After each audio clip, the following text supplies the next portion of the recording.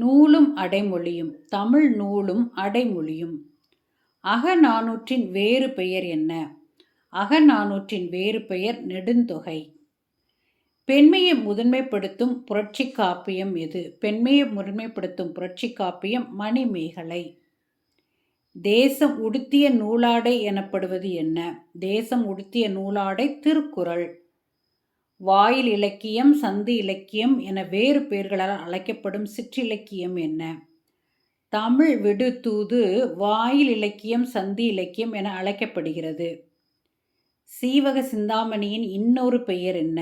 சீவக சிந்தாமணியின் இன்னொரு பெயர் மணநூல். வான்புகழ் கொண்ட நூல் எது?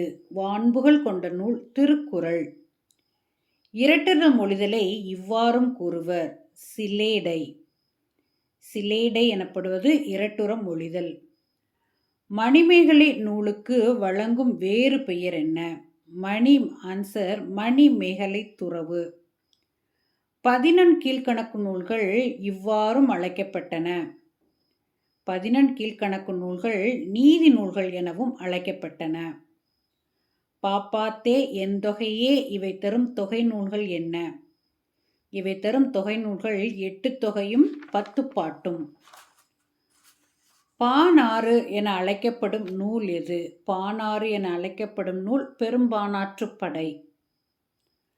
அகநானூற்று நூலின் மறுபெயர் என்ன? நெடும்பாட்டு. அகநானூறு நூலின் மறுபெயர் நெடும்பாட்டு. உருவ காப்பியம் எனப்படுவது என்ன? இரட்சணிய யாத்திரிகம். உருவ காப்பியம் எனப்படுவது இரட்சணிய யாத்திரிகம். அறவுரைக்கோவை என அழைக்கப்படும் நூல் எது? முதுமொழி காஞ்சி. அறவுரைக்கோவை எனப்படுவது முதுமொழி காஞ்சி. முப்பால் எனும் சிறப்பு பெயர் குறிக்கப்படும் நூல் எது? முப்பால் என சிறப்பு பெயர் குறிக்கப்படுவது திருக்குறள். புரட்சி காப்பியம். புரட்சி காப்பியம் சிலப்பதிகாரம் ஆகும். சீர்திருத்த காப்பியம் எது? சீர்திருத்த காப்பியம் மணிமேகலை. இரட்டை காப்பியங்கள் எனப்படுவது என்ன? புரட்சி காப்பியமான சிலப்பதிகாரமும் சீர்திருத்த காப்பியமான மணிமேகலையும் இரண்டும் சேர்ந்து இரட்டை காப்பியங்கள் என அழைக்கப்படுகிறது. குண்டலகேசி எனும் நூலின் சிறப்பு பெயர் என்ன? அகலகவி.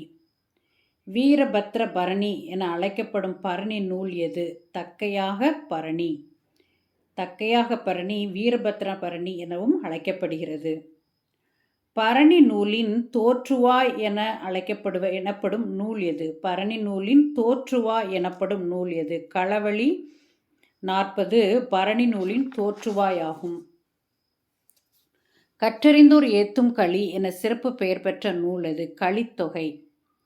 பெருந்தொகை 400 என்னும் சிறப்பு பெயர் பெற்ற நூல் அகநானூறு. பெருந்தொகை 400 எனும் சிறப்பு பெயர் பெற்ற நூல் அகநானூறு. தமிழ் கருவூலம் எனும் சிறப்பு பெயர் பெற்ற இலக்கியம் எது? புறநானூறு. வேளாண் வேதம் என குறிக்கப்பெறும் நூல் எது? நாலடியார். குண்டலகேசி மறுப்பு நூல் என சிறப்பு பெயர் பெற்ற காப்பியம் எது? அகலகவி. வாயிரை வாழ்த்து என அழைக்கப்படும் தமிழ் நூல் எது? திருக்குறள். நல்ல எனும் அடைமொழியை பெற்ற நூல் எது? குறுந்தொகை. தமிழரின் அருமருந்து என அழைக்கப்படும் நூல் எது? ஏலாதி. முற்கால நீதி நூல் என்ற சிறப்பினை உடையது எது? முதுமொழி காஞ்சி ஆகும்.